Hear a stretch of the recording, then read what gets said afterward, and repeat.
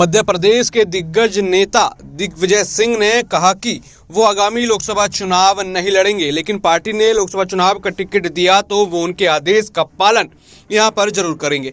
दिग्विजय सिंह ने शनिवार को राजगढ़ जिले के खिलचीपुर शहर में पत्रकारों से बात करने के दौरान कहा कि चुनाव लड़ने का सवाल ही नहीं उठता, क्योंकि मैं राज्यसभा का सदस्य हूं और अभी भी राज्यसभा के कार्यकाल में 2 से अधिक साल का समय बाकी है। दिग्विजय सिंह का कार्यकाल 2026 में खत्म होना है।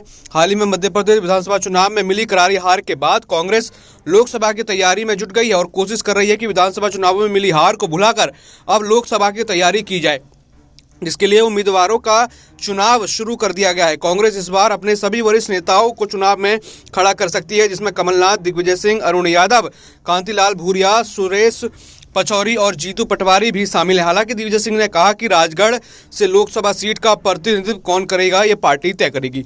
दिग्विजय सिंह 2019 में भोपाल की लोकसभा सीट से लड़े थे, लेकिन उन्हें भारतीय जनता पार्टी की प्रज्ञा सिंह ठाकुर ने 3.65 लाख वोटों से हरा दिया था। राजगढ़ राघवगढ़ विधानसभा क्षेत्र के अंदर आती है।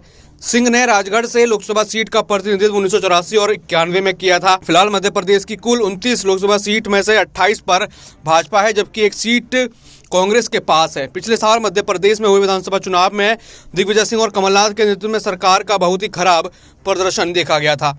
2020 की 3 राज्यसभा सीटों के लिए चुनाव हुआ था, जिसमें दिग्विजय सिंह और ज्योतिरादित्य सिंधिया के बीच खींचातानी थी। दोनों ही नेता पहली प्राथमिकता पर चुनाव लड़ना चाहते थे, क्योंकि दूसरे नंबर पर चुनाव लड़ने के लिए कांग्रेस के पास 2 वोट कम थे, इसलिए दोनों में से कोई भी दूसरे नंबर पर चुनाव नहीं लड़ना चाहता था। लेकिन अब दिग्विजय सिंह को पहली प्राथमिकता पर चुनाव लड़वाया गया, तो उसके बाद सिंधिया ने कांग्रेस से दूरी बना ली और कुछ दिनों बाद वो भाजपा में शामिल हो गए। लेकिन कहा जा रहा है कि जीतू पटवारी यहाँ पर अब जो मध्य प्रदेश में कांग्रेस के सीनियर लीडर हैं उनको छोड़ युवाओं पर ध्यान दे रहे हैं, और ऐसे में कहीं ना कहीं कहा जा रहा है कि दबाव है कमलनाथ और दिग्विजय सिंह पर कि वो इस बार चुनाव में सामने ना आए, और लगातार और भी कई कारण इसके लिए बताए जा रहे हैं।